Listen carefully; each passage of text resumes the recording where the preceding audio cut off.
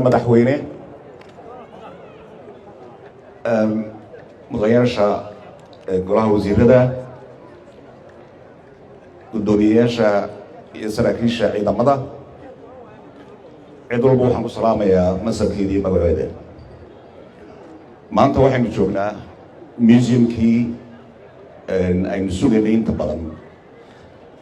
waxa weeye dalkani wuxuu u baahan yahay ummadiisu inay aragto dhaqankiisa, taariikhdiisa, hadday noqoto tii gobonimo iyo isticmaalkii aynu maalintii u dabaaldegaynay 26 June 1960, hadday noqoto halgankii aynu dalkan u soo marnay, hadday noqoto guulihii aynu dalkan ku dhisannay.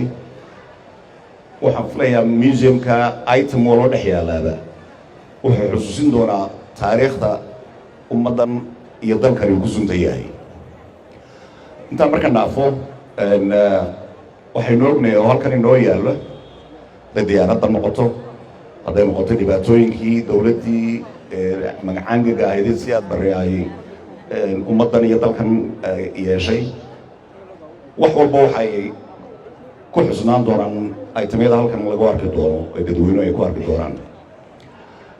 maanta waxaynu ognahay in dalalkii jaarka ahaa gaar ahaan dalkan xukunka taleex baan idhahdaa, anigu dalba ma idhahaa Soomaaliya ee kari waayey inuu dalkiisa isagu uu xukumo, in maanta uu yidhaahdo badda Somaliland ee innagu aynu xukunno, innagu aynu leenahay ayaan doonayaa inaan ka taliyo.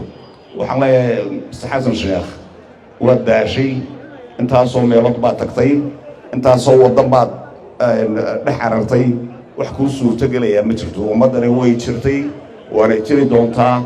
halgan weyn oo kan ka adag ayay soo mareen. waxaa la yaalaa waxaad yeeli kartaa haba yaraatee ma jirto.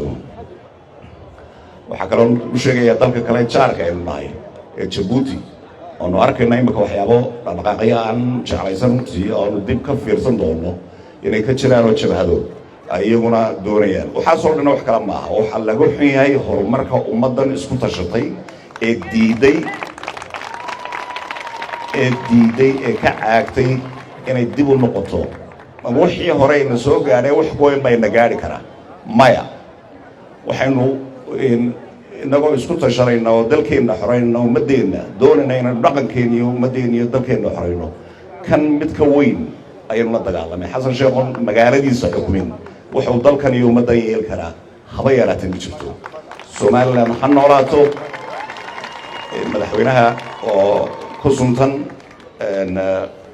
museumkan ha noolaado. dhammaantiin aad iyo aad baan u salaamayaa.